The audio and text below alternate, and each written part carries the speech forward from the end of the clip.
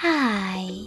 In front of me is ULEFONE Armor 17 Pro, and today I would like to show you how you can install and apply iOS Launcher on this device.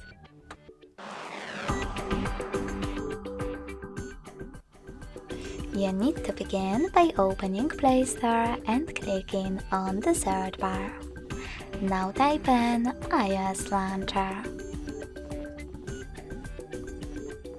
Following that, get this free app from this developer.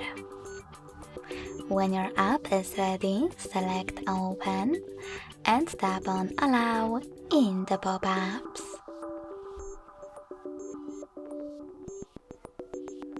So while using the app, allow. Then close your launcher and go into Devices Settings. In them, you need to scroll down to access Apps section. Click on Default Apps.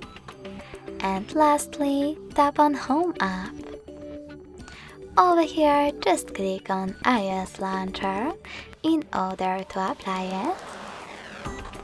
And hit OK. Then select Got It. As you can see, after that, Apple layout was applied successfully on my device. If you want to, you can always switch between your layouts by going into the same settings and choosing Quick Step or iOS Launcher.